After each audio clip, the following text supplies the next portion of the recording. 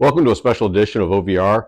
There's an article I read recently on MSN.com that the article is 16 myths about guns and the truth behind those 16 myths.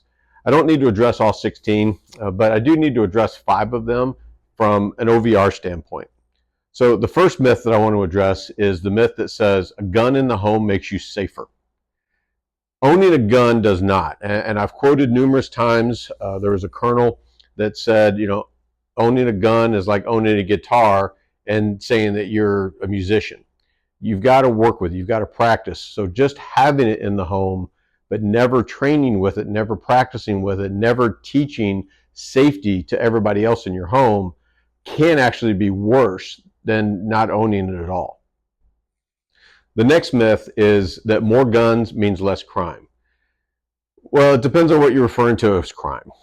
Crime can be anything from stealing a wallet to actually shooting. And so just owning a gun, similar to the first myth, does not mean that crime is going to get lower. It could actually make it worse, because if you're not properly trained and anything that spooks you, you pull your gun and you shoot, you just created a crime. That's not self-defense. And because you're not properly trained. And so that's what OVR does, is it allows you to come in and train properly to know when is the best time and an appropriate time to try and pull and to use your weapon.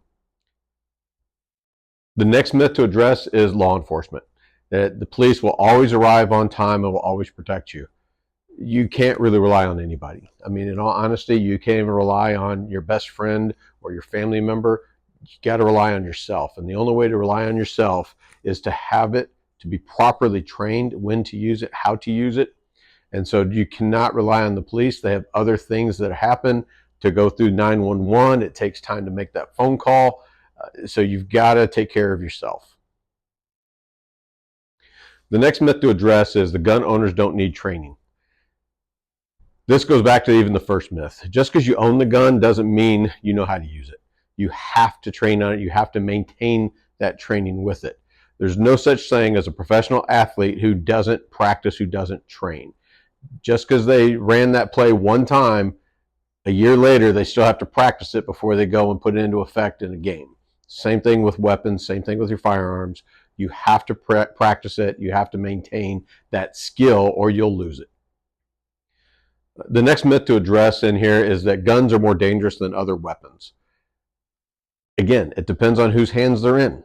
In the right hands, a car is a horrible, dangerous weapon. They can drive through the front of your house and cause damage. They could run you over in the street. So anything can truly become a weapon, a baseball bat, a tire iron, a knife. The difference is that guns are loud and guns can reach out long distances. You're not going to hurt somebody with a knife from 100 yards away. Whereas with a weapon, a firearm, you certainly could. And so that's where people are misunderstanding of that they're more dangerous. But the other misunderstanding is that there's a lot of people out there that don't follow some of these other myths that we mentioned, is they don't train on this. And so they end up, as they try to draw the weapon out, shooting themselves.